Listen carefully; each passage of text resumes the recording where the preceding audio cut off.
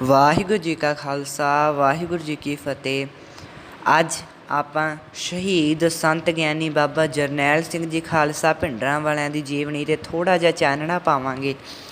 ਸੰਤਾਂ ਦਾ ਜਨਮ 12 ਫਰਵਰੀ 1947 ਨੂੰ ਮਾਤਾ ਨਿਹਾਲ ਕੌਰ ਜੀ ਦੀ ਕੁੱਖੋਂ ਪਿਤਾ ਜੋਗਿੰਦਰ ਸਿੰਘ ਜੀ ਦੇ ਘਰ ਹੋਇਆ।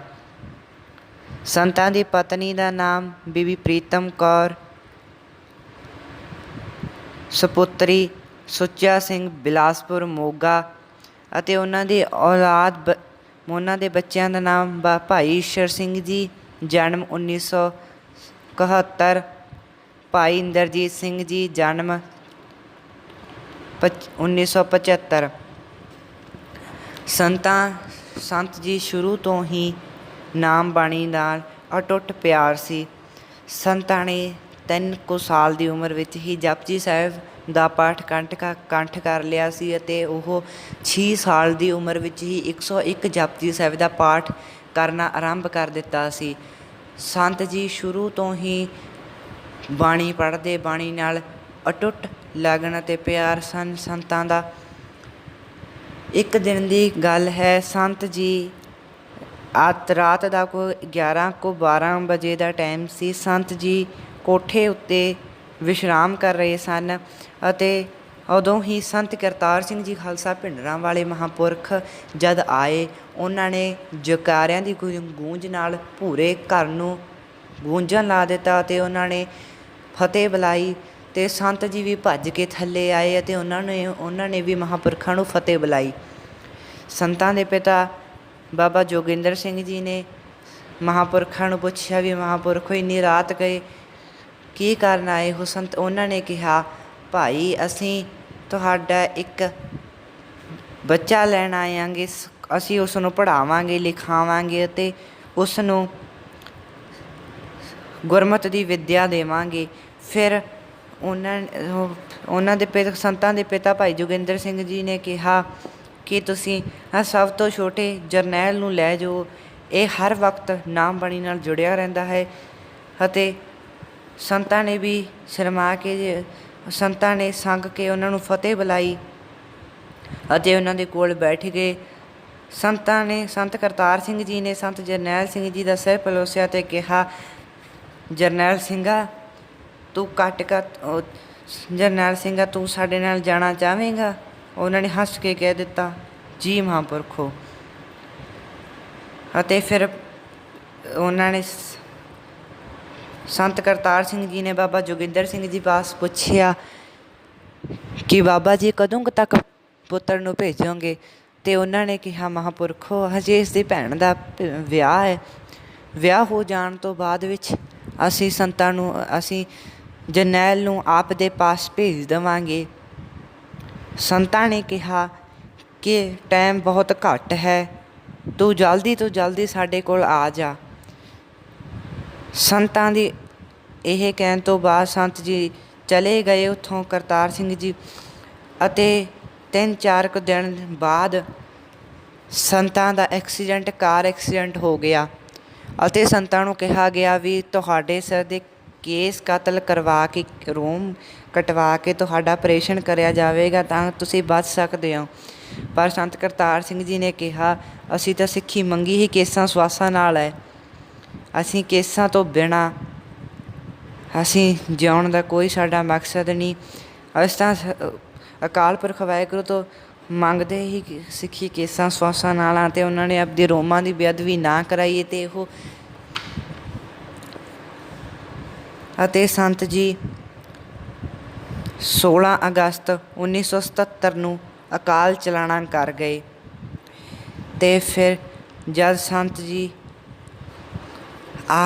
ਜੀ ਵੀ ਪੜ੍ਹਾਈ ਕਰ ਰਹੇ ਸਨ ਅਤੇ ਸੰਤ ਠਾਕੁਰ ਸਿੰਘ ਜੀ ਨੇ, ਜਦ ਬਾਬਾ ਠਾਕੁਰ ਸਿੰਘ ਜੀ ਨੇ ਉਹਨਾਂ ਨੂੰ ਬਹੁਤ ਜ਼ਿਆਦਾ ਪ੍ਰੇਮ ਰਸ ਨਾਲ ਭਰਿਆ ਹੋਇਆ ਵੇਖਿਆ ਅਤੇ ਉਹਨਾਂ ਨੂੰ ਵੇਖਿਆ ਕਿ ਉਹ ਟਕਸਾਲ ਦੇ ਮੁਖੀ ਵਾਸਤੇ ਨਿਪੁੰਨ ਸਨ ਅਤੇ ਉਹਨਾਂ ਨੇ ਬਾਕੀ ਮੋਢੀਆਂ ਤੋਂ ਗੱਲ ਕਰੀ ਅਤੇ ਸਮਝੌਤੇ ਅਤੇ ਸਰਬਸੰਮਤੀ ਨਾਲ ਸੰਤ ਗਿਆਨੀ ਬਾਬਾ ਜਰਨੈਲ ਸਿੰਘ ਜੀ ਖਾਲਸਾ ਨੂੰ ਭਿੰਡਰਾਂ ਵਾਲੀ ਟਕਸਾਲ ਦਾ 14ਵਾਂ ਮੁਖੀ ਸਥਾਪਿਤ ਕੀਤਾ ਗਿਆ।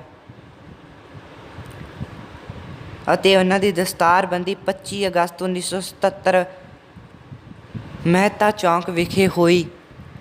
ਸੰਤ ਜੀ ਸ਼ੁਰੂ ਤੋਂ ਹੀ ਇੱਕ ਵਿਲੱਖਣ ਸ਼ਖਸੀਅਤ ਦੇ ਮਾਲਕ ਸਨ। ਸੰਤਾਂ ਨੇ ਆਪਣੀ ਪੂਰੀ ਜ਼ਿੰਦਗੀ ਕੌਮ ਦੇ ਲੇਖੇ ਲਾ ਦਿੱਤੀ। ਸੰਤ ਜੀ ਦੇ ਬਚਨ ਸਨ ਕਿ ਮੈਂ ਉੱਜੜ ਜਾਵਾਂ ਅਤੇ ਪੰਥ ਵੱਸਦਾ ਰਵੇ। ਸੰਤ ਜੀ ਇੱਕ ਐਸੀ ਸ਼ਖਸੀਅਤ ਦੇ ਮਾਲਕ ਸਨ ਕਿ ਜੋ ਵੀ ਉਹਨਾਂ ਨੂੰ ਵੇਖ ਲੈਂਦਾ ਸੀ ਨਸ਼ੇ ਛੱਡ ਕੇ ਨਾਮ ਬਾਣੀ ਨਾਲ ਜੁੜ ਜਾਂਦਾ ਅਤੇ ਅੰਮ੍ਰਿਤ ਦੀ ਦਾਤ ਪ੍ਰਾਪਤ ਕਰ ਲੈਂਦਾ। ਸੰਤ ਜੀ ਪਹਿਲਾਂ ਆਪਣਾ ਪ੍ਰਚਾਰ ਜਾਰੀ ਕਰਦੇ ਰਹੇ। ਸੰਤਾਂ ਨੇ ਪ੍ਰਚਾਰ ਜਾਰੀ ਕੀਤਾ। ਸੰਤਾਂ ਨੇ ਬਹੁਤ ਸਾਰੇ ਪੰਜਾਬ ਵਿੱਚ ਅਤੇ ਬਾਹਰਲੀਆਂ ਸਟੇਟਾਂ ਵਿੱਚ ਵੀ ਪ੍ਰਚਾਰ ਕੀਤਾ ਅਤੇ ਬਹੁਤ ਜ਼ਿਆਦਾ ਸੰਗਤਾਂ ਨੂੰ ਨਾਮ ਬਾਣੀ ਨਾਲ ਜੋੜਿਆ। ਸੰਤਾਂ ਨੇ ਫਿਰ ਜਦ ਸੰਤ ਜੀ ਧਾਰਾ 25 ਦੇ ਵਿਰੁੱਧ ਸਨ, ਕਿਉਂਕਿ ਧਾਰਾ 25 ਦੇ ਵਿੱਚ ਲਿਖਿਆ ਹੋਇਆ ਸੀ ਕਿ ਜੈਨੀ ਬੋਧੀ ਹਿੰਦੂ ਧਰਮ ਦਾ ਹੀ ਹਿੱਸਾ ਹਨ ਅਤੇ ਸਿੱਖ ਹਿੱਸਾਧਾਰੀ ਹਿੰਦੂ ਹਨ, ਅਤੇ ਉਹਨਾਂ ਨੇ ਇਸ ਦਾ ਸਾਰੀ ਜ਼ਿੰਦਗੀ ਵਿਰੋਧ ਕੀਤਾ। ਅਤੇ ਸੰਤਾਂ 1978 ਦੀ ਵਿਸਾਖੀ ਵਾਲੇ ਦਿਨ ਜਦ ਨਰਕਧਾਰੀਏ ਨੇ ਸੱਤ ਸਿਤਾਰੇ ਸਾਜਣ ਦਾ ਫੈਸਲਾ ਕੀਤਾ ਅਤੇ ਉਸ ਦਿਨ ਸੰਤਾਂ ਨੇ ਆਪਦੇ 120 ਸਿੰਘ ਵਾਹਿਗੁਰੂ ਦਾ ਜਾਪ ਕਰਦੇ ਹੋਏ ਨਿਹੱਥੇ ਉਹਨਾਂ ਦੇ ਜਿੱਥੇ ਉਹਨਾਂ ਨੇ ਸੱਤ ਸਿਤਾਰੇ ਸਾਜਣੇ ਸੀ ਉੱਥੇ ਚਲੇ ਗਏ ਅਤੇ ਵਾਹਿਗੁਰੂ ਵਾਹਿਗੁਰੂ ਦਾ ਜਾਪ ਕਰਦੇ ਰਹੇ। ਅਤੇ ਫਿਰ ਨਰਕਧਾਰੀਏ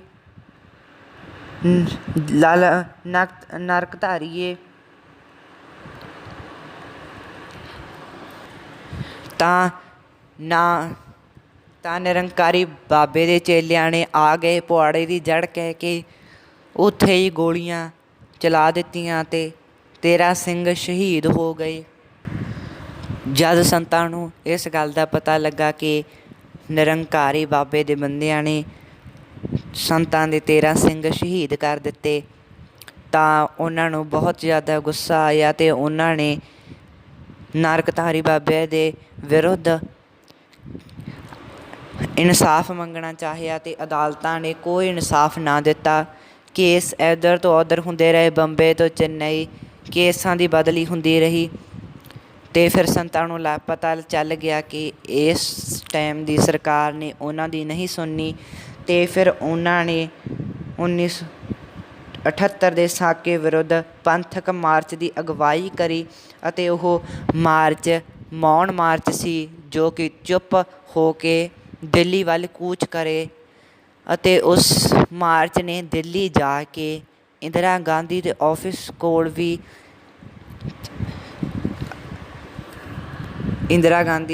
ਕੋਲ ਵੀ ਪ੍ਰਦਰਸ਼ਨ ਕਰਨਾ ਸੀ ਅਤੇ ਇੰਦਰਾ ਗਾਂਧੀ ਨੇ ਵੀ ਉਹਨਾਂ ਨੂੰ ਇਹ ਅਹਿਸਾਸ ਦਿਵਾਇਆ ਕਿ ਉਹਨਾਂ ਦੀ ਇਹ ਮੰਗ ਜ਼ਰੂਰ ਪੂਰੀ ਹੋਏਗੀ ਅਤੇ ਸੰਤਾਂ ਨੇ ਉਹਨਾਂ ਦੀ ਗੱਲ ਨਾ ਮੰਨੀ ਕਿਉਂਕਿ ਸੰਤ ਜੀ ਜਾਣਦੇ ਸਨ ਕਿ ਇਸ ਟਾਈਮ ਦੀ ਸਰਕਾਰ ਨੇ ਉਹਨਾਂ ਦੀ ਕੁਝ ਨਹੀਂ ਸੁਣਨੀ। ਅਤੇ ਫਿਰ ਇਸ ਤਰ੍ਹਾਂ ਹੀ ਸ਼ਹੀਦੀਆਂ ਦਾ ਦੌਰ ਚੱਲਦਾ ਰਿਹਾ ਅਤੇ ਲਾਲਾ ਜਗਤ ਨਾਰਾਇਣ ਨੇ ਆਪਣੇ ਇੱਕ ਅਖਬਾਰ ਵਿੱਚ ਹਿੰਦੀ ਅਖਬਾਰ ਜਾਰੀ ਕਰ ਦਿੱਤੇ ਅਤੇ ਪੰਜਾਬੀ ਅਖਬਾਰ ਬਹੁਤ ਗਿਣਤੀ ਵਿੱਚ ਬੰਦ ਕਰ ਦਿੱਤੇ ਅਤੇ ਉਸ ਨੇ ਪੰਜਾਬੀ ਦੀ ਵਿਰੋਧਤਾ ਕੀਤੀ ਅਤੇ ਉਸ ਨੇ ਕਿਹਾ ਕਿ ਹਿੰਦੀ ਬੋਲੋ, ਹਿੰਦੀ ਆਪਣੀ ਮਾਤ ਭਾਸ਼ਾ ਹੈ ਅਤੇ ਹਿੰਦੀ ਹੀ ਆਪਣੀ ਰਾਸ਼ਟਰ ਭਾਸ਼ਾ ਹੈ। ਉਸ ਨੇ ਇਹ ਪ੍ਰਚਾਰ ਕੀਤਾ ਪਰ ਸੰਤਾਂ ਨੇ ਉਸ ਨੂੰ ਸਮਝਾਇਆ ਕਿ ਤੂੰ ਇੰਝ ਨਾ ਕਰ, ਕਿ ਉਸ ਨੂੰ ਗੁਰਬਾਣੀ ਦੀ ਨਿਰੋਲ ਵਿਚਾਰਧਾਰਾ ਨਾਲ ਹੀ ਪਰੇਸ਼ਾਨੀ ਸੀ ਪਰ ਉਹ ਨਾ ਮੰਨਿਆ।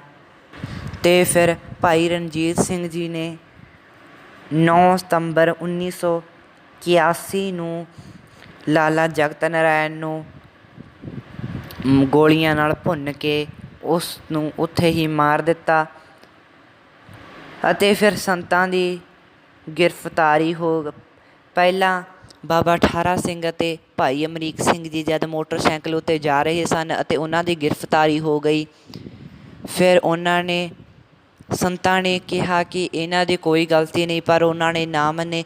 ਫਿਰ ਸਮੇਂ ਦੀ ਜ਼ਾਲਮ ਹਕੂਮਤ ਦੇ ਵਿਰੁੱਧ ਕਪੂਰੀ ਦਾ ਮੋਰਚਾ, ਜੋ ਕਿ ਉਸ ਟਾਈਮ ਇੰਦਰਾ ਗਾਂਧੀ ਨੇ ਕਹੀ ਦਾ ਟੱਕ ਲਾ ਕੇ ਪੰਜਾਬ ਦੀ ਇੱਕ ਨਹਿਰ ਨੂੰ ਹਰਿਆਣੇ ਵਿੱਚ ਪਾਣੀ ਭੇਜਣ ਦਾ ਐਲਾਨ ਕਰ ਦਿੱਤਾ, ਅਤੇ ਉਸ ਵਕਤ ਬੱਬਰਾਂ ਨੇ ਫਿਰ ਉਸ ਨੂੰ ਬੰਦੂਕਾਂ ਦੇ ਜ਼ੋਰ ਨਾਲ ਰੋਕਿਆ। ਕਪੂਰੀ ਦਾ ਮੋਰਚਾ ਅਤੇ ਬਾਬਾ ਠਾਰਾ ਸਿੰਘ ਜੀ ਅਤੇ ਭਾਈ ਅਮਰੀਕ ਸਿੰਘ ਜੀ ਦੀ ਗ੍ਰਿਫਤਾਰੀ ਦਾ ਮੋਰਚਾ, ਜੋ ਕਿ ਅੰਮ੍ਰਿਤਸਰ ਸਾਹਿਬ ਲੱਗਿਆ ਹੋਇਆ ਸੀ, ਅਤੇ ਇੱਕ ਅਨੰਦਪੁਰ ਦਾ ਮਤੇ ਦਾ ਮੋਰਚਾ, ਜੋ ਕਿ ਅਨੰਦਪੁਰ ਸਾਹਿਬ ਲੱਗਿਆ ਹੋਇਆ ਸੀ। ਸੰਤਾਂ ਨੇ ਕਿਹਾ ਕਿ ਇਹਨਾਂ ਤਿੰਨਾਂ ਮੋਰਚਿਆਂ ਨੂੰ ਇੱਕ ਕਰਕੇ ਧਰਮ ਯੁੱਧ ਮੋਰਚਾ ਇਸ ਦਾ ਨਾਮ ਰੱਖ ਕੇ ਅਤੇ ਇਸ ਦੀ ਅਗਵਾਈ ਕਰੀ ਜਾਵੇ, ਅਤੇ ਉਹਨਾਂ ਨੇ ਕਿਹਾ ਕਿ ਜੇਲ੍ਹ ਭਰਨ ਅੰਦੋਲਨ ਵੀ ਚਲਾਇਆ ਜਾਵੇ, ਅਤੇ ਰੋਜ਼ ਦੀ ਰੋਜ਼ 100 ਸਿੰਘ ਗ੍ਰਿਫਤਾਰੀ ਦੇਣ ਵਾਸਤੇ ਜਾਂਦਾ, ਅਤੇ ਇਸ ਤਰ੍ਹਾਂ ਹੀ ਇੱਕ ਬੱਸ ਦਾ, ਜੋ ਕਿ ਟ੍ਰੇਨ ਨਾਲ ਟਕਰਾ ਕੇ ਐਕਸੀਡੈਂਟ ਹੋ ਗਿਆ, ਉਸ ਦੇ ਵਿੱਚ ਦੇ 100 ਸਿੰਘਾਂ ਵਿੱਚ 10 ਜ਼ਖਮੀ ਅਤੇ 80 ਦੀ ਉਸ ਟਾਈਮ ਹੀ ਮੌਤ ਹੋ ਗਈ, ਅਤੇ ਪੰਥ ਨਾ ਡੋਲਿਆ। ਫਿਰ ਵੀ ਗ੍ਰਿਫਤਾਰੀਆਂ ਦੇਣ ਵਾਸਤੇ ਪੁਰਜ਼ੋਰ ਲਾ ਕੇ ਸੰਗਤਾਂ ਜਾਂਦੀਆਂ ਰਹੀਆਂ, ਅਤੇ ਉਤਸ਼ਾਹ ਸੀ ਸੰਗਤਾਂ ਦੇ ਵਿੱਚ ਗ੍ਰਿਫਤਾਰੀ ਦੇਣ ਦਾ। ਇਹ ਗ੍ਰਿਫਤਾਰੀਆਂ ਦਾ ਦੌਰ ਚੱਲਦਾ ਹੀ ਰਿਹਾ, ਅਤੇ ਫਿਰ ਸੰਤਾਂ ਨੇ ਵੀ ਆਪਣੀ ਗ੍ਰਿਫਤਾਰੀ ਦਿੱਤੀ। ਭਾਈ ਅਮਰੀਕ ਸਿੰਘ ਜੀ ਦੀ ਗ੍ਰਿਫਤਾਰੀ ਵੀ ਹੋ ਗਈ, ਪਰ ਇੱਕ ਸੰਤਾਂ ਦੀ ਸ਼ਖਸੀਅਤ ਨੂੰ ਉਕੇਰਨ ਵਾਲਾ ਸੱਚ ਇਹ ਹੈ ਕਿ ਭਾਈ ਅਮਰੀਕ ਸਿੰਘ ਜੀ, ਬਾਬਾ ਠਾਰਾ ਸਿੰਘ ਜੀ ਅਤੇ ਸੰਤ ਗਿਆਨੀ ਬਾਬਾ ਜਰਨੈਲ ਸਿੰਘ ਜੀ ਖਾਲਸਾ ਭਿੰਡਰਾਂ ਵਾਲਿਆਂ ਨੇ ਉਸ ਟਾਈਮ ਇੱਕ ਗੁਰੂ ਘਰ ਉੱਥੇ ਬਣਾਇਆ, ਅਤੇ ਫਿਰ ਹਿੰਦੂਆਂ ਨੇ ਕਿਹਾ ਕਿ ਤੁਹਾਨੇ ਆਪਣਾ ਗੁਰੂ ਘਰ ਤਾਂ ਬਣਾ ਲਿਆ, ਪਰ ਸਾਨੂੰ ਵੀ ਟੱਲ ਖੜਕਾਉਣ ਵਾਸਤੇ ਇੱਕ ਮੰਦਰ ਚਾਹੀਦਾ। ਤਾਂ ਸੰਤਾਂ ਨੇ ਕਿਹਾ ਕਿ ਅਸੀਂ ਤੁਹਾਡਾ ਮੰਦਰ ਵੀ ਬਣਾਵਾਂਗੇ, ਅਤੇ ਸੰਤਾਂ ਨੇ ਉੱਥੇ ਜੇਲ੍ਹ ਵਿੱਚ ਰਹਿੰਦਿਆਂ ਹੀ ਇੱਕ ਗੁਰੂ ਘਰ ਅਤੇ ਇੱਕ ਮੰਦਰ ਦੀ ਸਾਜਨਾ ਕੀਤੀ। ਇੱਕ ਸੰਤ ਜੀ ਪੂਰਨ ਬ੍ਰਹਮ ਗਿਆਨੀ ਸਨ। ਇੱਕ ਟਾਈਮ ਦੀ ਗੱਲ ਹੈ, ਸੰਤ ਜੀ ਆਪਣਾ ਜੇਲ੍ਹ ਵਿੱਚ ਸੈੱਲ ਵਿੱਚ ਵਿਸ਼ਰਾਮ ਕਰ ਰਹੇ ਸਨ, ਅਤੇ ਸੰਤ ਜੀ ਇੱਕ ਘੰਟੇ ਵਾਸਤੇ ਗਾਇਬ ਹੋ ਜਾਂਦੇ ਸਨ ਉੱਥੋਂ ਆਪਣੇ ਸੈੱਲ ਵਿੱਚੋਂ। ਜਦ ਇੱਕ ਪੁਲਿਸ ਵਾਲੇ ਮੁਲਾਜ਼ਮ ਨੇ ਸੰਤਾਂ ਨੂੰ ਨਹੀਂ ਵੇਖਿਆ ਉੱਥੇ, ਉਹ ਘਬਰਾ ਗਿਆ, ਅਤੇ ਉਸਨੇ ਆਪਣੇ ਸੀਨੀਅਰ ਨੂੰ ਜਾ ਕੇ ਕਿਹਾ ਕਿ ਸੰਤ ਜੀ ਉੱਥੇ ਨਹੀਂ ਹਨ। ਜਦ ਉਹ ਉੱਥੇ ਗਏ ਤਾਂ ਫਿਰ ਸੰਤ ਜੀ ਉੱਥੇ ਹੀ ਸਨ। ਜਦੋਂ ਉਹ ਸੀਨੀਅਰ ਮੁਲਾਜ਼ਮ ਨੇ ਵੇਖਿਆ, ਅਤੇ ਫਿਰ ਇੱਕ ਦਿਨ ਬਾਅਦ ਵਿੱਚ ਵੀ ਤਾਂ ਸੰਤਾਂ ਨੇ ਕਿਹਾ, ਉਸ ਮੁਲਾਜ਼ਮ ਨੇ ਕਿਹਾ ਕਿ ਸੰਤ ਜੀ ਤੁਸੀਂ ਚਲੋ ਇਸ਼ਨਾਨ ਕਰ ਆਓ। ਉਸ ਟਾਈਮ ਰਾਤ ਦੇ 11-12 ਕੁ ਵਜੇ ਦਾ ਟਾਈਮ ਸੀ, ਅਤੇ ਸੰਤ ਜੀ ਇਸ ਟਾਈਮ ਨੂੰ ਹੀ ਇਸ਼ਨਾਨ ਕਰਦੇ ਹੁੰਦੇ ਸਨ, ਅਤੇ ਪੂਰਾ ਦਿਨ ਨਾਮ ਬਾਣੇ ਵਿੱਚ ਲੀਨ, ਅਤੇ 15 ਮਿੰਟ ਹੀ ਸੌਂਦੇ ਸਨ। ਤਾਂ ਉਸਨੇ ਕਿਹਾ ਕਿ ਤੁਸੀਂ ਜਾ ਕੇ ਇਸ਼ਨਾਨ ਕਰ ਆਓ, ਤੁਹਾਡਾ ਇਹੀ ਟਾਈਮ ਹੈ। ਤਾਂ ਸੰਤਾਂ ਨੇ ਕਿਹਾ ਕਿ ਚਲੋ ਨਾ, ਮੈਂ ਬਾਅਦ ਵਿੱਚ ਹੀ ਜਦੋਂ ਸਾਰੇ ਕੈਦੀ ਹੀ ਇਸ਼ਨਾਨ ਕਰਨਗੇ ਮੈਂ ਵੀ ਉਦੋਂ ਹੀ ਕਰ ਲਵਾਂਗਾ। ਅਤੇ ਉਸਨੇ ਜਦ ਜ਼ਿਆਦਾ ਜ਼ੋਰ ਦਿੱਤਾ ਤਾਂ ਸੰਤਾਂ ਨੇ ਕਿਹਾ ਮੈਂ ਤਾਂ ਇਸ਼ਨਾਨ ਕਰ ਲਿਆ, ਉਹ ਵੇਖੋ ਮੇਰਾ ਕਛਹਿਰਾ ਗਿੱਲਾ ਪਿਆ। ਜਦ ਸੰਤਾਂ ਨੇ ਇਸ ਤਰ੍ਹਾਂ ਕਿਹਾ ਅਤੇ ਉਹ ਇੱਕ ਟਾਈਮ ਘਬਰਾ ਗਿਆ, ਅਤੇ ਉਹ ਅਚੰਭਾ ਵਿੱਚ ਪੈ ਗਿਆ ਕਿ ਨਾ ਤਾਂ ਸੈੱਲ ਦਾ ਦਰਵਾਜ਼ਾ ਗੇਟ ਕਿਸੇ ਨੇ ਖੋਲ੍ਹਿਆ, ਅਤੇ ਨਾ ਹੀ ਸੰਤਾਂ ਨੂੰ ਬਾਹਰ ਕਿਸੇ ਨੇ ਆਉਂਦਾ ਵੇਖਿਆ, ਅਤੇ ਸੰਤਾਂ ਦਾ ਕਛਹਿਰਾ ਵੀ ਗਿੱਲਾ ਪਿਆ ਹੈ, ਅਤੇ ਉਹਨਾਂ ਨੇ ਇਸ਼ਨਾਨ ਕਦੋਂ ਕਰ ਲਿਆ। ਇਹ ਸੀ ਜਦ ਕੁਝ ਨੇੜਲੇ ਸਿੰਘਾਂ ਵੱਲੋਂ ਇਸ ਗੱਲ 'ਤੇ ਜ਼ੋਰ ਦਿੱਤਾ ਗਿਆ, ਅਤੇ ਸੰਤਾਂ ਤੋਂ ਜ਼ੋਰ ਦੇ ਕੇ ਪੁੱਛੀ ਗਈ ਇਹ ਗੱਲ, ਤਾਂ ਸੰਤਾਂ ਨੇ ਕਿਹਾ ਮੈਂ ਤਾਂ ਇੱਕ ਘੰਟੇ ਵਾਸਤੇ ਹੀ ਗਿਆ ਸੀ ਉੱਥੋਂ, ਉਹ ਤਾਂ ਉਵੇਂ ਘਬਰਾ ਗਏ।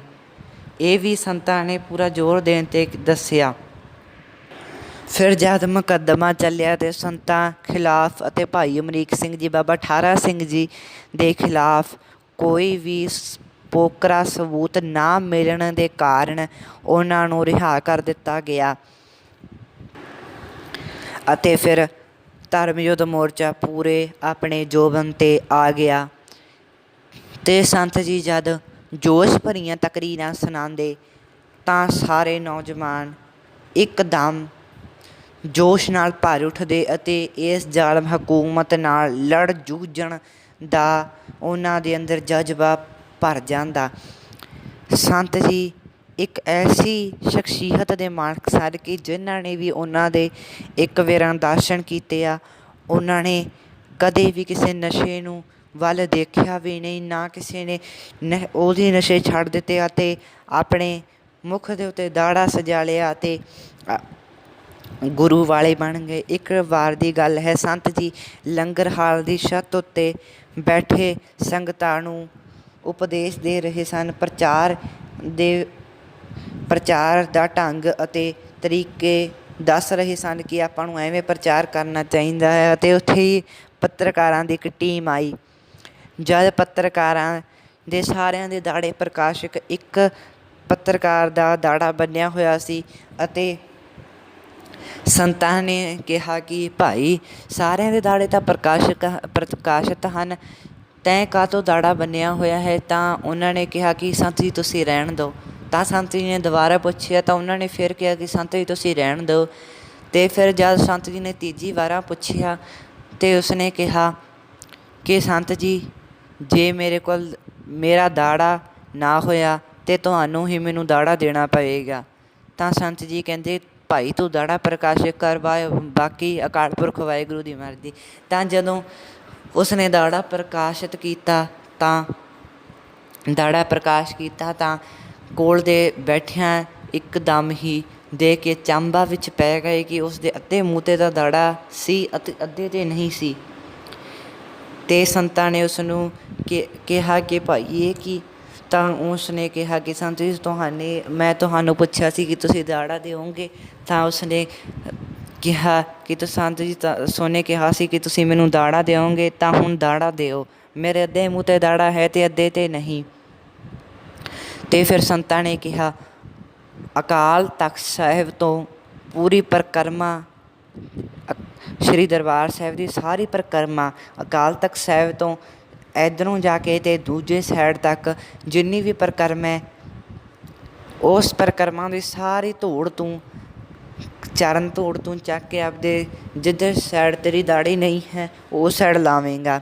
ਅਤੇ ਉਸਨੇ ਐਂ ਕੀਤਾ। ਅਕਾਲ ਤਖ਼ਤ ਸਾਹਿਬ ਤੋਂ ਦਰਬਾਰ ਸਾਹਿਬ ਤੋਂ ਅਕਾਲ ਤਖ਼ਤ ਸਾਹਿਬ ਦੀ ਜਿਹੜੀ ਵੀ ਉਹ ਪਰਿਕਰਮਾ ਹੈ ਉਸ ਦਾ ਸਾਰਾ ਚਰਨ ਧੂੜ ਸੰਗਤਾਂ ਦੀ ਆਪਣੀ ਦਾੜੀ 'ਤੇ ਲਾਉਣੀ ਸ਼ੁਰੂ ਕਰ ਦਿੱਤੀ। ਅਤੇ ਮਹੀਨੇ ਭਰ ਵਿੱਚ ਹੀ ਐਸਾ ਗੁਰੂ ਸਾਹਿਬ ਦਾ ਇੱਕ ਕਰਿਸ਼ਮਾ ਜਿਸ ਨੂੰ ਆਪਾਂ ਕਹਿ ਸਕਦੇ ਹਾਂ ਉਹ ਹੋਇਆ ਕਿ ਉਸਦੇ ਅੱਧੇ ਮੂੰਹ 'ਤੇ ਇੰਝ ਦਾੜੀ ਆ ਗਈ ਕਿ ਐਂ ਨਹੀਂ ਲੱਗਦਾ ਸੀ ਕਿ ਪਹਿਲਾਂ ਉਸਦੇ ਅੱਧੇ ਮੂੰਹ 'ਤੇ ਦਾੜੀ ਹੈਗੀ ਸੀ ਜਾਂ ਨਹੀਂ। ਜਦ ਸੰਤ ਜੀ ਕਿੱਧਰ ਨੂੰ ਜਾਂਦੇ ਤਾਂ ਨੀਲੀਆਂ ਪੀਲੀਆਂ ਦਸਤਾਰਾਂ ਦਾ ਇੱਕ ਹੜ ਜਿਹਾ ਆ ਜਾਂਦਾ ਸੀ।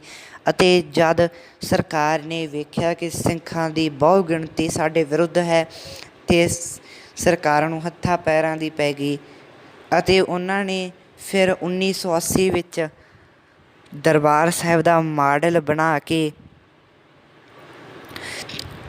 ਫੌਜਾਂ ਨੂੰ ਟ੍ਰੇਨਿੰਗ ਦੇਣੀ ਸ਼ੁਰੂ ਕਰ ਦਿੱਤੀ। 1980 ਵਿੱਚ ਹੀ ਮਾਡਲ ਬਣਾ ਕੇ ਟ੍ਰੇਨਿੰਗ ਦੇਣੀ ਸ਼ੁਰੂ ਕਰ ਦਿੱਤੀ ਤਾਂ ਕਿ ਉਹ ਦਰਬਾਰ ਸਾਹਿਬ ਦਾ ਸਫਾਇਆ ਕਰ ਸਕਣ। ਅੱਜ ਜੋ ਬਹੁਤ ਗਿਣਤੀ ਦੇ ਸਿੱਖ ਵੀ ਕਹਿੰਦੇ ਹਨ ਕਿ ਉਹਨਾਂ ਦੇ ਕਰਕੇ ਦਰਬਾਰ ਸਾਹਿਬ ਉੱਤੇ ਹਮਲਾ ਹੋਇਆ ਹੈ, ਇਹ ਗੱਲ ਜਮਾਂ ਹੀ ਗਲਤ ਹੈ ਕਿਉਂਕਿ ਸੰਤ ਜੀ ਸ੍ਰੀ ਦਰਬਾਰ ਸਾਹਿਬ ਵਿੱਚ ਹੀ ਸਨ।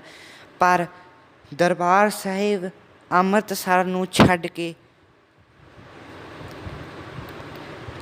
37 ਗੁਰੂ ਘਰਾਂ 'ਤੇ ਹੋਰ ਵੀ ਹਮਲਾ ਹੋਇਆ ਜੋ ਕਿ ਪਟਿਆਲੇ ਤੱਕ ਹਨ। ਪਟਿਆਲਾ ਦੁੱਖ ਨਿਵਾਰਨ ਸਾਹਿਬ ਅਤੇ ਹੋਰ ਵੀ ਗੁਰੂ ਘਰਾਂ ਦਾ ਨਿਸ਼ਾਨ ਸਾਹਿਬ ਵੱਢ ਦਿੱਤੇ ਗਏ, ਸਰੂਪ ਚੱਕ ਕੇ ਸੜਕਾਂ ਉੱਤੇ ਸੁੱਟ ਦਿੱਤੇ ਗਏ। ਇੰਨੀ ਇਸ਼ਟ ਦੀ ਬੇਅਦਬੀ ਹੋਈ ਅਤੇ ਸੰਤ ਜੀ ਜਦ ਇਸ ਦਾ ਪ੍ਰਚਾਰ ਕਰਦੇ ਤਾਂ ਬਹੁ ਗਿਣਤੀ ਦੇ ਹਿੰਦੂ ਕਹਿੰਦੇ ਕਿ ਇਹ ਕੱਟੜਵਾਦੀ ਸਿੱਖ ਹਨ, ਇਹ ਹਿੰਦੂਆਂ ਨੂੰ ਖ਼ਤਮ ਕਰਨਾ ਚਾਹੁੰਦੇ ਹਨ। ਪਰ ਉਹ ਐਸਾ ਨਹੀਂ ਕਹਿੰਦੇ। ਉਹ ਕਹਿੰਦੇ ਸਨ ਕਿ ਜਿਹੜਾ ਸਿੱਖ ਅੰਮ੍ਰਿਤ ਛਕ ਕੇ ਨਾਮ ਬਾਣੀ ਵਿੱਚ ਪ੍ਰਪੱਕ ਹੈ ਉਹ ਸਾਡਾ ਭਾਈ ਹੈ। ਜਿਹੜਾ ਹਿੰਦੂ ਅਤੇ ਜਿੰਨੇ ਉਹਨਾਂ ਦੇ ਭਭੂਤ ਦੇ ਤਿਲਕ ਹੁੰਦੇ ਹਨ, ਅਤੇ ਜੇ ਉਹ ਆਪਦੇ ਪੂਰੇ ਇਸ਼ਟ ਦਾ ਪੂਰਾ ਸਤਿਕਾਰ ਮਾਣ ਕਰਦੇ ਹਨ ਅਤੇ ਉਹਨੂੰ ਮੰਨਦੇ ਹਨ, ਉਹ ਸਾਡਾ ਭਰਾ ਹੈ। ਅਤੇ ਜੋ ਮੁਸਲਮਾਨ ਆਪਣੀ 5 ਟਾਈਮ ਦੀ ਨਮਾਜ਼ ਪੜ੍ਹਦਾ ਹੈ ਅਤੇ ਪੂਰਾ ਆਪਣੇ ਇਸ਼ਟ ਵਿੱਚ ਪ੍ਰਪੱਕ ਹੈ, ਉਹੀ ਸਾਡਾ ਭਰਾ ਹੈ। ਧਰਮ ਯੁੱਧ ਮੋਰਚਾ ਆਪਣੇ ਪੂਰੇ ਜੋਬਨ 'ਤੇ ਸੀ ਅਤੇ ਸੰਤ ਜੀ ਨੇ ਉਸ ਦੀ ਅਗਵਾਈ ਕਰ ਰਹੇ ਸਨ ਅਤੇ ਹਾਕਮਾਂ ਨੂੰ ਹੱਥਾਂ ਪੈਰਾਂ ਦੀ ਪਈ ਹੋਈ ਸੀ। ਅਤੇ ਉਹ ਦਿਨ ਵੀ ਆਇਆ, ਜੂਨ ਦਾ ਉਹ ਕਾਲਾ ਦਿਨ, 1 ਜੂਨ ਦਾ ਉਹ ਕਾਲਾ ਦਿਨ ਵੀ ਆ ਗਿਆ, ਜਿਸ ਦਿਨ ਦਰਬਾਰ ਸਾਹਿਬ ਸਿੱਖਾਂ ਦੀ ਸਰਵੋੱਚ ਪਵਿੱਤਰ ਜਗ੍ਹਾ, ਜਿਸ ਦੇ ਉੱਤੇ ਫੌਜ ਵੱਲੋਂ ਹਮਲਾ ਕੀਤਾ ਗਿਆ, ਉਹ ਇਤਿਹਾਸ ਦੁਹਰਾਇਆ ਗਿਆ। ਉਹ ਅਬਦਾਲੀ ਮੱਸੇ ਰੰਗੜ ਜਹਾਂ ਖਾਨ ਦਾ ਇਤਿਹਾਸ ਇੰਦਰਾ ਗਾਂਧੀ ਨੇ ਦੁਹਰਾਇਆ ਅਤੇ ਦਰਬਾਰ ਸਾਹਿਬ 'ਤੇ ਹਮਲਾ ਕੀਤਾ। 1 ਜੂਨ ਨੂੰ ਗੋਲੀ ਚੱਲਣੀ ਸ਼ੁਰੂ ਹੋਈ, ਪਰ ਕਿਸੇ ਕਾਰਨ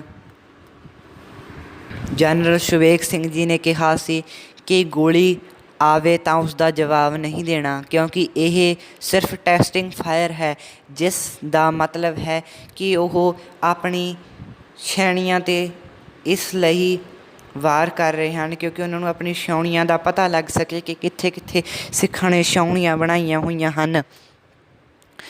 1 ਜੂਨ ਗੋਲੀ ਚੱਲਦੀ ਰਹੀ, 200 ਤੋਂ 300 ਦੇ ਕਰੀਬ ਸ਼੍ਰੀ ਦਰਬਾਰ ਸਾਹਿਬ ਅੰਮ੍ਰਿਤਸਰ ਸਾਹਿਬ ਦੇ ਉੱਤੇ ਲੱਗੀ ਅਤੇ ਪਰਿਕਰਮਾ ਵਿੱਚ ਵੀ ਗੋਲੀਆਂ ਦੇ ਬਹੁਤ ਨਿਸ਼ਾਨ ਹੋਏ ਮਿਲੇ।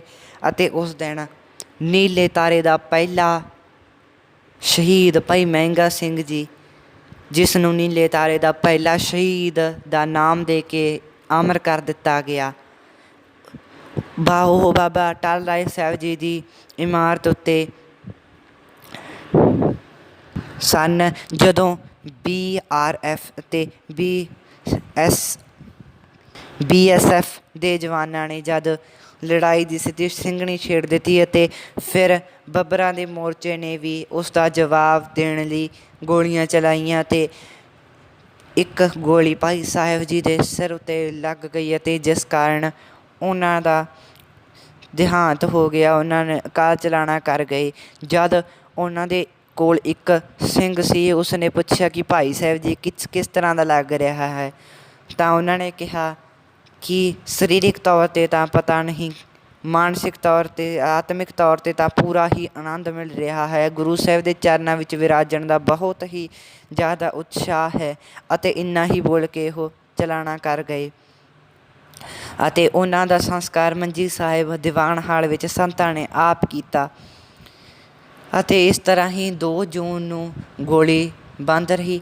3 ਜੂਨ ਨੂੰ ਸਵੇਰੇ ਤੜਕੇ ਹੀ ਗੋਲੀ ਚੱਲਣੀ ਸ਼ੁਰੂ ਹੋ ਗਈ ਅਤੇ ਸੰਤਾਂ ਨੇ ਕਿਹਾ ਕਿ ਭਾਈ ਸਿੰਘੋ, ਅੰਤਮ ਵੇਲਾ ਆ ਗਿਆ ਹੈ, ਜਾਂ ਤਾਂ ਹੁਣ ਭਾਂਡਿਆਂ ਵਾਲੀ ਰਹੂਗੀ ਜਾਂ ਹੁਣ ਟਾਂਡਿਆਂ ਵਾਲੀ। ਸਾਧ ਨੇ ਤਾਂ ਹੁਣ ਡੇਰਾ ਲਾ ਲਿਆ ਹੈ। ਅਤੇ ਸੰਤ ਜੀ ਨੇ ਸਾਰੇ ਸਿੰਘਾਂ ਨੂੰ ਕਿਹਾ ਕਿ ਭਾਈ ਜੋ ਸਿੰਘ ਜਾਣਾ ਚਾਹੁੰਦਾ ਹੈ ਤੁਸੀਂ ਚਲੇ ਜਾਓ, ਅਤੇ ਹੁਣ ਮੈਂ ਤਾਂ ਇੱਥੇ ਹੀ ਰਹਿਣਾ ਹੈ ਅਤੇ ਮੈਂ ਤਾਂ ਪੰਥ ਦਾ ਅੰਤ ਤੱਕ, ਜਦੋਂ ਤੱਕ ਸਰੀਰ ਵਿੱਚ ਸਵਾਸ ਹਨ, ਪੰਥ ਦੀ ਸੇਵਾ ਕਰਨੀ ਅਤੇ ਲੜ ਮਰ ਕੇ ਜੂਝ ਕੇ ਹੀ ਸ਼ਹੀਦ ਹੋਣਾ ਹੈ। ਅਤੇ ਉਹਨਾਂ ਨੇ ਸਭ ਨੂੰ ਕਿਹਾ ਕਿ ਭਾਈ ਜੇ ਮੇਰੇ ਤੋਂ ਕੋਈ ਗਲਤੀ ਹੋਈ ਹੋਵੇ, ਕਿਸੇ ਨੂੰ ਮਾੜਾ ਮੰਦਾ ਚੰਗਾ ਬੋਲਿਆ ਹੋਵੇ, ਉੱਚੀ ਆਵਾਜ਼ 'ਚ ਬੋਲਿਆ ਗਿਆ ਹੋਵੇ, ਤਾਂ ਦਾਸ ਖਿਮਾ ਦਾ ਜੱਚ ਕੇ ਅਤੇ ਉਹਨਾਂ ਨੇ ਹੱਥ ਜੋੜ ਕੇ ਖਿਮਾ ਮੰਗੀ ਸੰਤਾਂ ਨੇ। ਅਤੇ ਫਿਰ ਸੰਤ ਜੀ ਨੇ ਕਿਹਾ ਕਿ ਹੁਣ ਭਾਈ ਲੜਨ ਅਤੇ ਮਰਨ ਦਾ ਟਾਈਮ ਆ ਗਿਆ ਹੈ। ਜਿਸ ਨੇ ਮੌਤ ਨੂੰ ਵਿਆਹਣਾ ਹੈ ਉਹ ਤਾਂ ਮੇਰੇ ਨਾਲ ਲੈ ਜਾਓ। ਜਿਸ ਨੂੰ ਘਰ ਦਾ ਪਿਆਰ ਹੈ ਅਤੇ ਕਿਸੇ ਵੀ ਚੀਜ਼ ਨਾਲ ਪਿਆਰ ਹੈ ਅਤੇ ਉਹ ਚਲੇ ਜਾਓ। ਫਿਰ ਵੀ ਸੰਤਾਂ ਦਾ ਸੰਗ ਕਰਨ ਵਾਲੇ ਕੋਈ ਨਾ ਗਏ ਅਤੇ ਸਾਰੇ ਸੰਤਾਂ ਦਾ ਸੰਗ ਰਹਿੰਦੇ ਸਨ ਅਤੇ ਸੰਤਾਂ ਦਾ ਪ੍ਰਚਾਰ ਵੀ ਸੁਣਦੇ ਸਨ। ਉਹ ਸੰਤਾਂ ਦੀ ਸ਼ਖਸੀਅਤ ਤੋਂ ਇੰਨਾ ਪ੍ਰਭਾਵਿਤ ਸਨ ਕਿ ਉਹ ਵੀ ਸੰਤਾਂ ਨਾਲ ਲੜਨ ਮਰਨ ਅਤੇ ਜੂਝਣ ਦਾ ਪੂਰਾ ਹੀ ਉਤਸ਼ਾਹ ਰੱਖਦੇ ਸਨ। 3 ਜੂਨ ਨੂੰ ਬਹੁਤ ਸਾਰੇ ਕਰਫਿਊ ਲੱਗ ਗਿਆ ਅਤੇ 3 ਜੂਨ ਨੂੰ ਜਦ ਸ਼੍ਰੀ ਦਰਬਾਰ ਸਾਹਿਬ ਵਿੱਚ ਪੰਚਮ ਪਾਤਸ਼ਾਹ ਦਾ ਸ਼ਹੀਦੀ ਦਿਹਾੜਾ ਮਨਾ ਰਹੇ ਸਨ ਸੰਗਤਾਂ, ਅਤੇ ਉੱਥੇ ਹੀ ਕਰਫਿਊ ਲੱਗ ਗਿਆ ਅਤੇ ਸੰਗਤਾਂ ਅੰਦਰ ਹੀ ਫਸ ਕੇ ਰਹਿ ਗਈਆਂ ਅਤੇ ਸਿੱਧੀ ਗੋਲੀ ਚੱਲਣੀ ਸ਼ੁਰੂ ਹੋ ਗਈ ਅਤੇ ਬਹੁਤ ਸਾਰੇ ਹੀ ਸਿੱਖ ਮਾਰੇ ਗਏ, ਸ਼ਰਧਾਲੂ ਮਾਰੇ ਗਏ ਜੋ ਕਿ ਦਰਸ਼ਨ ਕਰਨ ਲਈ ਆਏ ਸੀ। ਛੋਟੇ ਛੋਟੇ ਬੱਚੇ ਤੱਕ ਮਾਰੇ ਗਏ। ਪਰ ਸਿੰਘਾਂ ਨੇ ਬਹੁਤਾਂ ਨੂੰ ਬਚਾਉਣ ਦੀ ਕੋਸ਼ਿਸ਼ ਕੀਤੀ, ਪਰ ਸਿੱਖ ਵੀ ਬਹੁਤ ਘੱਟ ਸਨ ਅਤੇ ਫੌਜਾਂ ਹਜ਼ਾਰਾਂ ਦੀ ਗਿਣਤੀ ਵਿੱਚ ਸਨ। 10,000 ਦੇ ਕਰੀਬ ਫੌਜ ਸੀ ਅਤੇ 100 ਕੁ ਸਿੰਘ ਸੀ। ਅਤੇ ਜਨਰਲ ਵੈਦਿਆ ਨੇ ਕਿਹਾ ਸੀ ਕਿ ਜਨਰਲ ਵੈਦਿਆ ਨੇ इंदिरा गांधी ਨੂੰ ਹਿੰਦੀ ਵਿੱਚ ਕਿਹਾ कि मैम आप क्या इनको जानते हो, ये तो सिख हैं, हम तो इनको 1 घंटे में ही इनको आप पकड़ कर आपके चरणों में डाल देंगे। ਉਹਨੇ ਐਵੇਂ ਇੰਦਰਾ ਗਾਂਧੀ ਨੂੰ ਕਿਹਾ ਤਾਂ ਇੰਦਰਾ ਗਾਂਧੀ ਵੀ ਪੂਰੇ ਉਤਸ਼ਾਹ ਵਿੱਚ ਸੀ ਕਿ ਮੈਂ ਸੰਤਾਂ ਨੂੰ ਆਪਣੇ ਚਰਨਾਂ ਵਿੱਚ ਲਿਆ ਕੇ ਅਤੇ ਸਾਰੇ ਦੇਸ਼ ਨੂੰ ਦਿਖਾਵਾਂਗੀ ਕਿ ਸੈਂਟਰ ਦੀ ਸਰਕਾਰ ਨਾਲ ਮੱਥਾ ਲਾਉਣਾ ਕਿੰਨਾ ਕੁ ਉਹ ਹੁੰਦਾ ਹੈ, ਕਿੰਨਾ ਕੁ ਭਾਰਾ ਪੈਂਦਾ ਹੈ। ਅਤੇ ਉਹਨਾਂ ਨੇ ਜਦ ਐਵੇਂ ਕਿਹਾ ਪਰ ਹੋਇਆ ਇਸ ਦੇ ਉਲਟ। ਉਹਨਾਂ ਨੂੰ 7 ਦਿਨ ਤੱਕ ਹੱਥਾਂ ਪੈਰਾਂ ਦੀ ਪਈ ਰਹੀ ਅਤੇ ਉਹਨਾਂ ਨੂੰ ਪਤਾ ਹੀ ਨਹੀਂ ਲੱਗਿਆ 2 ਦਿਨ ਤੱਕ ਕਿ ਵੀ ਗੋਲੀ ਆਉਂਦੀ ਕਿੱਧਰੋਂ ਹੈ ਅਤੇ ਜਾਂਦੀ ਕਿੱਧਰੋਂ ਹੈ। ਅਤੇ ਉਹ ਜਦ ਰੇਂਗ ਕੇ ਧਰਤੀ ਉੱਤੇ ਜਿਵੇਂ ਸੱਪ ਰੇਂਗਦਾ ਹੈ, ਉਸ ਤਰ੍ਹਾਂ ਇਹ ਇੱਕ ਇਸ ਤਰ੍ਹਾਂ ਦੀ ਪੋਜੀਸ਼ਨ ਹੈ ਜਿਸ ਵਿੱਚ ਚਾਹੇ ਦੂਸਰਾ ਦਲ ਕਿੱਧਰ ਮਰਜ਼ੀ ਖੜਿਆ ਹੋਵੇ, ਕਿੱਧਰ ਵੀ ਖੜਿਆ ਹੋਵੇ ਅਤੇ ਕਿੱਧਰ ਵੀ ਉਸਦੀ ਛਾਉਣੀ ਹੋਵੇ, ਪਰ ਜਿਹੜਾ ਐਂ ਰੇਂਗ ਰਿਹਾ ਹੁੰਦਾ ਉਸ ਨੂੰ ਗੋਲੀ ਲੱਗਣਾ ਨਾ ਦੇ ਬਰਾਬਰ ਹੀ ਹੁੰਦੀ ਹੈ। ਪਰ ਜਦੋਂ ਉਹ ਰੇਂਗ ਕੇ ਆਉਂਦੇ ਦਰਬਾਰ ਸਾਹਿਬ ਦੇ ਵਿੱਚ ਆਉਣ ਦੀ ਕੋਸ਼ਿਸ਼ ਕਰਦੇ ਕੰਪਲੈਕਸ ਵਿੱਚ, ਤਾਂ ਉਹਨਾਂ ਨੂੰ ਉੱਥੇ ਹੀ ਗੋਲੀ ਵੱਜਦੀ ਅਤੇ ਉੱਥੇ ਹੀ ਮਰ ਜਾਂਦੇ ਉਹ। ਅਤੇ ਬਹੁਤ ਸਾਰੇ ਸਿੰਘ ਸ਼ਹੀਦ ਹੋ ਗਏ ਅਤੇ 4 ਜੂਨ ਦਾ ਵੀ ਦਿਨ ਚੜ੍ਹਿਆ ਅਤੇ ਸਾਰਾ ਦਿਨ 3 ਜੂਨ ਫਾਇਰਿੰਗ ਹੁੰਦੀ ਰਹੀ। 4 ਜੂਨ ਨੂੰ ਵੀ ਫਾਇਰਿੰਗ ਇਸ ਤਰ੍ਹਾਂ ਹੀ ਚੱਲਦੀ ਰਹੀ 3 ਜੂਨ ਤੱਕ। ਤਾਂ 3 ਅਤੇ 4 ਜੂਨ ਟੈਂਕ ਤੋਪ ਕੋਈ ਵੀ ਸਿੰਘਾਂ ਦਾ ਮੁਕਾਬਲਾ ਨਹੀਂ ਕਰ ਸਕਿਆ। ਸਿੰਘਾਂ ਨੇ ਤਾਂ ਭੁੱਜੇ ਛੋਲੇ ਹੀ ਖਾ ਖਾ ਕੇ ਆਪਣਾ ਦਿਨ ਗੁਜ਼ਾਰਦੇ ਅਤੇ ਪਾਣੀ ਦੀ ਟੈਂਕੀ ਜਿਹੜੀ ਪਾਣੀ ਦਰਬਾਰ ਸਾਹਿਬ ਦੇ ਅੰਦਰ ਜਿੱਥੇ ਬੱਬਰਾਂ ਦਾ ਮੋਰਚਾ ਸੀ ਉਸ ਨੂੰ ਵੀ ਫੌਜ ਨੇ ਤਬਾਹ ਕਰ ਦਿੱਤਾ ਅਤੇ ਉੱਥੋਂ ਵੀ ਬੱਬਰਾਂ ਦਾ ਬਹੁਤ ਜ਼ਿਆਦਾ ਨੁਕਸਾਨ ਹੋ ਗਿਆ। ਅਤੇ ਜੋ ਬੁੰਗੇ ਹਨ ਉੱਥੋਂ ਵੀ ਉੱਥੇ ਜੋ ਸਿੰਘਾਂ ਦੇ ਮੋਰਚੇ ਸਨ ਉੱਥੋਂ ਵੀ ਫੌਜ ਨੂੰ ਬਹੁਤ ਜ਼ਿਆਦਾ ਕਰਾਰਾ ਟੱਕਰ ਮਿਲਦੀ ਰਹੀ ਅਤੇ ਉਹਨਾਂ ਨੇ ਵੀ ਇੱਕ ਜਿਹੜਾ ਬੁੰਗਾ ਸੀ ਉਸ ਨੂੰ ਤਾਂ ਤਬਾਹ ਕਰ ਦਿੱਤਾ ਅਤੇ ਇੱਕ ਰਹਿ ਗਿਆ ਸੀ। 4 ਜੂਨ ਦੇ ਦਿਨ ਸਿੰਘਾਂ ਕੋਲ ਸਿਰਫ AK-47 12 ਬੋਰ ਅਤੇ ਕੁਝ ਕੁ ਘਰੇਲੂ ਚੀਜ਼ਾਂ ਦੇ ਬਣੇ ਹੋਏ ਹਥਿਆਰ ਹੀ ਸਨ ਅਤੇ ਫੌਜ ਕੋਲ ਬੁਲਟ ਪ੍ਰੂਫ ਜੈਕਟਸ, ਟੈਂਕ, ਤੋਪ ਸਭ ਕੁਝ ਜਿੰਨੇ ਵੀ ਅਤੇ ਹੈਲੀਕਾਪਟਰ ਸਭ ਸਨ। ਅਤੇ ਉਹਨਾਂ ਨੇ ਹੈਲੀਕਾਪਟਰਾਂ ਨਾਲ ਜਦੋਂ ਦਰਬਾਰ ਸਾਹਿਬ ਦੇ ਪਾਣੀ ਵਿੱਚ ਜ਼ਹਿਰ ਘੋਲ ਦਿੱਤਾ, ਜ਼ਹਿਰ ਸੁੱਟ ਦਿੱਤਾ ਤਾਂ ਕਿ ਪਾਣੀ ਨਾ ਪੀ ਸਕਣ। ਇੱਕ ਇਤਿਹਾਸ ਵਿੱਚ ਇੱਦਾਂ ਦੀ ਗੱਲ ਵੀ ਆਉਂਦੀ ਹੈ, ਕੁਝ ਸੰਤਾਂ ਦੇ ਨਾਲ ਦੇ ਸੰਗੀ ਸਾਥੀ ਦੱਸਦੇ ਹਨ ਕਿ ਜਦ ਸੰਤ ਜੀ ਆਪ ਭੁੱਜੇ ਛੋਲੇ ਵਰਤਾ ਰਹੇ ਸਨ ਤਾਂ ਕੁਝ ਸਿੰਘ ਕਹਿ ਦਿੰਦੇ, ਤੂੰ ਇੰਨੇ ਛੋਲੇ ਨਾ ਲੈ, ਤੂੰ ਤਾਂ ਉਦੋਂ ਤੱਕ ਸ਼ਹੀਦ ਹੋ ਜਾਵੇਂਗਾ, ਤੂੰ ਤਾਂ ਇੰਨੇ ਵਜੇ ਤੱਕ ਸ਼ਹੀਦ ਹੋ ਜਾਵੇਂਗਾ। ਅਤੇ ਮਖੌਲਾਂ ਕਰਦੇ ਸਨ। ਉਹਨਾਂ ਨੂੰ ਪਤਾ ਸੀ ਕਿਉਂਕਿ ਉਹ ਬ੍ਰਹਮ ਗਿਆਨੀ ਬਣ ਚੁੱਕੇ ਸਨ। ਉਹਨਾਂ ਨੇ ਬ੍ਰਹਮ ਗਿਆਨੀ ਦਾ ਸਾਥ ਦਿੱਤਾ ਅਤੇ ਆਪ ਵੀ ਉਹ ਬ੍ਰਹਮ ਗਿਆਨੀ ਬਣ ਚੁੱਕੇ ਸਨ ਕਿਉਂਕਿ ਉਹ ਨਾਮ ਬਾਣੀ ਨਾਲ ਸਾਰਾ ਦਿਨ ਜੁੜੇ ਰਹਿੰਦੇ। ਇਤਿਹਾਸ ਵਿੱਚ ਇਹ ਗੱਲ ਵੀ ਆਉਂਦੀ ਹੈ ਕਿ ਸੰਤ ਜੀ ਇਸ ਤਰ੍ਹਾਂ ਕਰਦੇ ਸਨ ਕਿ ਆਪ ਅੰਮ੍ਰਿਤ ਸਰੋਵਰ ਦੇ ਜਲ ਵਿੱਚ ਖੜ੍ਹ ਕੇ ਸਾਰੀ ਰਾਤ ਬਾਣੀ ਪੜ੍ਹਦੇ ਰਹਿੰਦੇ ਅਤੇ ਆਪ ਘਰ ਵਿੱਚ ਇਸ ਤਰ੍ਹਾਂ ਕਹਿ ਰੱਖਿਆ ਸੀ ਕਿ ਮੈਂ ਕਮਰੇ ਵਿੱਚ ਬੈਠਾ ਹਾਂ ਅਤੇ ਮੈਨੂੰ ਕੋਈ ਜਲ ਪਾਣੀ 2 ਦਿਨਾਂ ਦਾ ਜਲ ਪਾਣੀ ਮੈਨੂੰ ਇੱਕ ਦਿਨ ਕੋਈ ਜਲ ਪਾਣੀ ਨਾ ਆਵੇ ਅਤੇ 2 ਦਿਨਾਂ ਬਾਅਦ ਹੀ ਜਲ ਪਾਣੀ ਮੈਨੂੰ ਦੇ ਦਿੱਤਾ ਜਾਵੇ। ਮੈਂ 2 ਦਿਨ ਕੁਝ ਨਹੀਂ ਖਾਵਾਂਗਾ ਅਤੇ ਦੂਜੇ ਦਿਨ ਸ਼ਾਮ ਨੂੰ ਹੀ ਖਾਵਾਂਗਾ। ਅਤੇ ਸੰਤ ਜੀ ਸਾਰਾ ਦਿਨ ਸਾਰੀ ਰਾਤ 2 ਦਿਨ ਲਗਾਤਾਰ ਫਿਰ ਪਾਠ ਕਰਦੇ, ਫਿਰ ਕੁਛ ਅੰਨ ਜਲ ਛਕਦੇ ਅਤੇ ਇਸ਼ਨਾਨ ਕਰਦੇ, ਫਿਰ ਬਾਣੀ ਵਿੱਚ ਬੈਠ ਜਾਂਦੇ।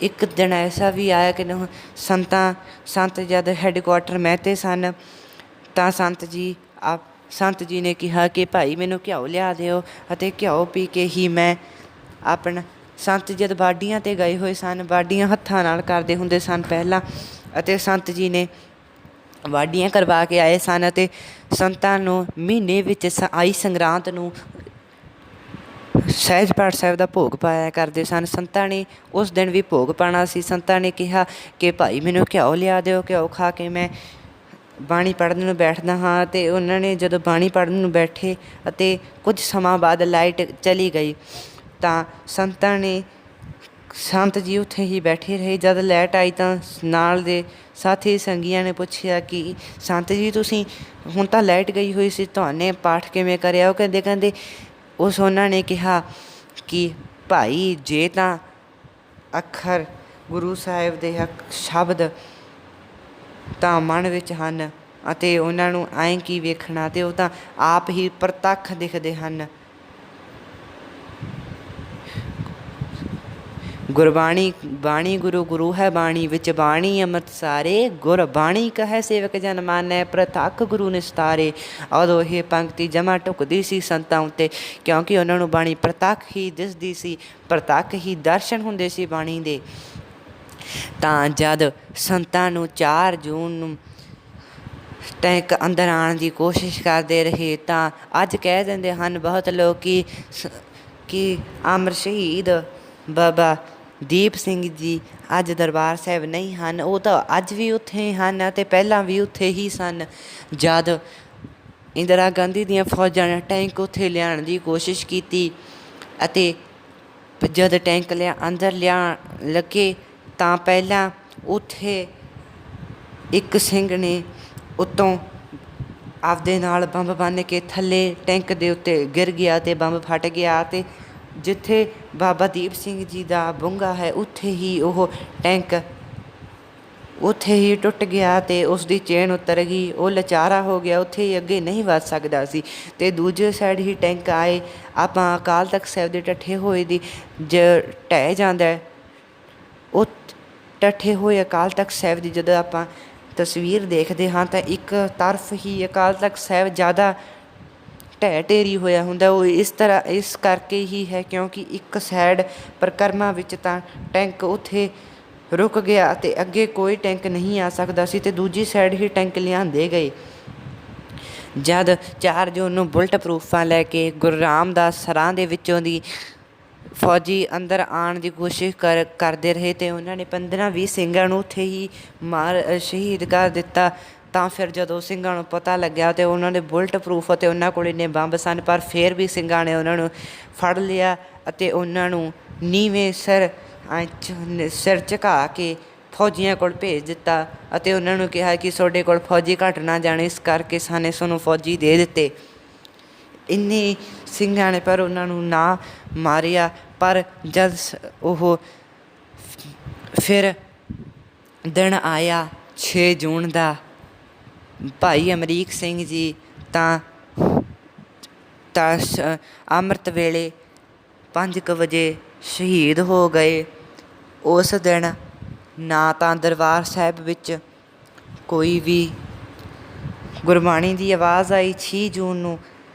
5 ਜੂਨ ਤੱਕ ਤਾਂ ਪੂਰੀ ਮਰਿਆਦਾ ਨਿਭੀ ਅਤੇ ਮਰਿਆਦਾ ਸੰਪੂਰਨ ਹੋਈ, ਅਤੇ ਫਿਰ 6 ਜੂਨ ਨੂੰ ਮਰਿਆਦਾ ਸੰਪੂਰਨ ਨਾ ਹੋ ਸਕੀ ਅਤੇ 7 ਜੂਨ ਨੂੰ 2 ਦਿਨ ਮਰਿਆਦਾ ਨਾ ਸੰਪੂਰਨ ਹੋ ਸਕੀ। ਨਾ ਹੀ ਉੱਥੇ ਦਰਬਾਰ ਸਾਹਿਬ ਵਿੱਚ ਪਾਠ ਹੋ ਸਕਿਆ ਅਤੇ ਨਾ ਹੀ ਉੱਥੇ ਅਰਦਾਸ ਹੋ ਸਕੀ, ਨਾ ਹੀ ਉੱਥੇ ਮਹਾਰਾਜ ਸਾਹਿਬ ਦਾ ਪ੍ਰਕਾਸ਼ ਹੋ ਸਕਿਆ। ਜਦ 5 ਜੂਨ ਨੂੰ ਪ੍ਰਕਾਸ਼ ਕੀਤਾ ਮਹਾਰਾਜ ਸਾਹਿਬ ਦਾ ਤਾਂ ਇੱਕ ਗੋਲੀ ਗੁਰੂ ਗ੍ਰੰਥ ਸਾਹਿਬ ਜੀ ਮਹਾਰਾਜ ਦੇ ਸਰੂਪ ਵਿੱਚ ਜਾ ਕੇ ਵੱਜੀ। ਉਸ ਨੂੰ ਸ਼ਹੀਦੀ ਬੀੜ ਦਾ ਨਾਮ ਦੇ ਕੇ ਇਤਿਹਾਸ ਵਿੱਚ ਸੰਭਾਲਿਆ ਹੋਇਆ ਹੈ ਅਤੇ ਦਰਬਾਰ ਸਾਹਿਬ ਵਿੱਚ ਅੱਜ ਵੀ ਉਹ ਬੀੜ ਸੁਸ਼ੋਭਿਤ ਹੈ ਗੁਰੂ ਗ੍ਰੰਥ ਸਾਹਿਬ ਜੀ ਦੀ। ਉਸ ਨੇ ਸਾਕਾ ਨਨਕਾਣਾ ਸਾਹਿਬ ਜਦੋਂ ਉੱਥੇ ਨਨਕਾਣਾ ਸਾਹਿਬ ਦਾ ਸਾਕਾ ਹੋਇਆ ਸੀ, ਉੱਥੇ ਵੀ ਉਸੇ ਬੀੜ ਦਾ ਹੀ ਪ੍ਰਕਾਸ਼ ਸੀ ਜਿਸ ਬੀੜ ਨੂੰ ਸ੍ਰੀ ਦਰਬਾਰ ਸਾਹਿਬ ਅੰਮ੍ਰਿਤਸਰ ਸਾਹਿਬ ਦੇ ਘੱਲੂਘਾਰੇ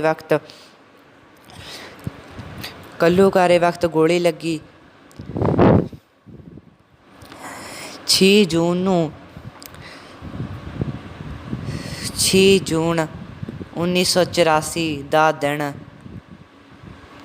ਉਸ ਦਿਨ 7 ਕੁ ਵਜੇ ਭਾਈ ਜਨਰਲ ਸੁਬੇਗ ਸਿੰਘ ਜੀ ਜੋ ਕਿ ਸ਼ਹੀਦ ਹੋ ਗਏ। ਫਿਰ ਟਾਈਮ ਆਇਆ 9 ਤੋਂ 10 ਕੁ ਵਜੇ ਦੇ ਵਿੱਚ, ਜਦ ਸੰਤਾਂ ਨੇ ਅਕਾਲ ਤਖ਼ਤ ਸਾਹਿਬ ਦੇ ਵਿੱਚ ਜੋ ਭੌਰਾ ਹੈ ਉਸ ਦੇ ਵਿੱਚ ਪਤਲੀਆਂ ਹੀ ਸੀੜੀਆਂ ਪੌੜੀਆਂ ਹੁੰਦੀਆਂ ਸਨ ਅਤੇ ਸੰਤ ਜੀ ਪੌੜੀਆਂ ਦੇ ਅੱਗੇ ਲੱਗ ਕੇ ਜਦ ਪੌੜੀਆਂ ਦੇ ਅੱਗੇ ਅਰਦਾਸ ਕਰ ਰਹੇ ਸਨ ਤਾਂ ਉੱਥੇ ਇੱਕ ਗੋਲਾ ਵੱਜਿਆ, ਐਡਾ ਬੰਬ ਵੱਜਿਆ, ਐਡੀ ਧਮਾਕ ਹੋਈ ਕਿ ਇੱਕ ਸਿੱਖ ਡਰ ਗਿਆ। ਤਾਂ ਸੰਤਾਂ ਨੇ ਕਿਹਾ ਹਜੇ ਵੀ ਡਰ ਗਿਆ, ਹਲੇ ਤਾਂ ਬਹੁਤ ਕੁਝ ਹੋਣਾ ਹੈ, ਬਹੁਤ ਜ਼ਿਆਦਾ ਫੌਜਾਂ ਨੇ ਅਟੈਕ ਕਰਨਾ ਹੈ, ਇਹ ਤਾਂ ਕੁਝ ਵੀ ਨਹੀਂ।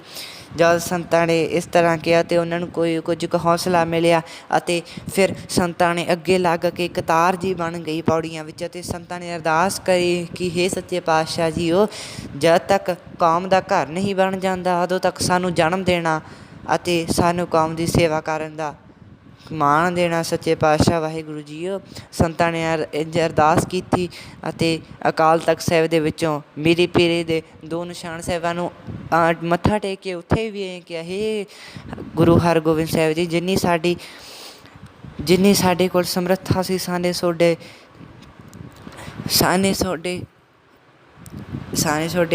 ਸਥਾਨ ਦਾ ਮਾਣ ਆਦਰ ਪੂਰਾ ਕਰਿਆ ਸੱਚੇ ਪਾਤਸ਼ਾਹ ਵਾਹਿਗੁਰੂ ਜੀ। ਹੁਣ ਅੱਗੇ ਆਪ ਦੀ ਮਰਜ਼ੀ, ਹੁਣ ਸੱਚੇ ਪਾਤਸ਼ਾਹ ਵਾਹਿਗੁਰੂ ਸ਼ਹੀਦ ਹੋਣ ਚੱਲਿਆ, ਆਪ ਜੀ ਕਿਰਪਾ ਕਰਕੇ ਜਦੋਂ ਤੱਕ ਕੌਮ ਦਾ ਘਰ ਨਹੀਂ ਬਣਦਾ ਉਦੋਂ ਤੱਕ ਆਪ ਜੀ ਜਨਮ ਦੇਣਾ। ਅਤੇ ਉੱਥੋਂ ਹੀ ਇੱਕ ਬਰਸਟ ਸੰਤਾਂ ਦੇ ਉੱਤੇ ਵੱਜਿਆ ਜਿਸ ਕਾਰਨ ਸੰਤਾਂ ਦੀ ਉੱਥੇ ਹੀ ਸ਼ਹੀਦੀ ਹੋ ਗਈ ਅਤੇ ਸੰਤ ਜੀ ਉੱਥੇ ਹੀ ਅਕਾਲ ਚਲਾਣਾ ਕਰ ਗਈ। ਸੰਤਾਂ ਦੀ ਸ਼ਹੀਦੀ ਤੋਂ ਬਾਅਦ ਹੋਰ ਵੀ ਕਈ ਸਿੱਖਾਂ ਦੀ ਸ਼ਹੀਦੀ ਹੋ ਗਈ, ਪਰ ਬੱਬਰ ਉੱਥੋਂ ਬਚ ਨਿਕਲੇ ਕਿਉਂਕਿ ਬੱਬਰਾਂ ਨੂੰ ਸੰਤਾਂ ਨੇ ਕਿਹਾ ਸੀ ਕਿ ਭਾਈ ਤੁਸੀਂ ਚਲੇ ਜਾਓ, ਇਸ ਤੋਂ ਬਾਅਦ ਵੀ ਸੰਘਰਸ਼ ਜਾਰੀ ਰੱਖਣਾ ਹੈ ਅਤੇ ਉਸ ਵਿੱਚ ਤੁਹਾਡੀ ਲੋੜ ਪਵੇਗੀ। ਇਹ ਕਹਿ ਕੇ ਸੰਤਾਂ ਨੇ ਉਹਨਾਂ ਨੂੰ ਉੱਥੋਂ ਭੇਜ ਦਿੱਤਾ ਸੀ। ਜਦ ਉਹ ਉੱਥੋਂ ਚਲੇ ਗਏ ਪਰ ਕੁਝ ਕੁ ਸਿੰਘ ਹਜੇ ਬਚ ਗਏ ਸਨ। ਉਹਨਾਂ ਨੂੰ ਜਦ ਉਹਨਾਂ ਕੋਲ ਸਭ ਹਥਿਆਰ ਮੁੱਕ ਗਏ ਅਤੇ ਉਹਨਾਂ ਨੇ ਆਪਣੀ ਜਾਨ ਪੰਥ ਤੋਂ ਨਿਸ਼ਾਵਰ ਕਰ ਦਿੱਤੀ, ਪਰ ਕੁਝ ਕੁ ਜਿਨ੍ਹਾਂ ਨੂੰ ਫੜ ਲਿਆ ਗਿਆ ਅਤੇ ਫੌਜ ਬੂਟਾਂ ਸਮੇਤ ਸ਼੍ਰੀ ਅਕਾਲ ਤਖ਼ਤ ਸਾਹਿਬ ਦੀ ਪਰਿਕਰਮਾ ਵਿੱਚ ਆ ਗਏ ਅਤੇ ਦਰਬਾਰ ਸਾਹਿਬ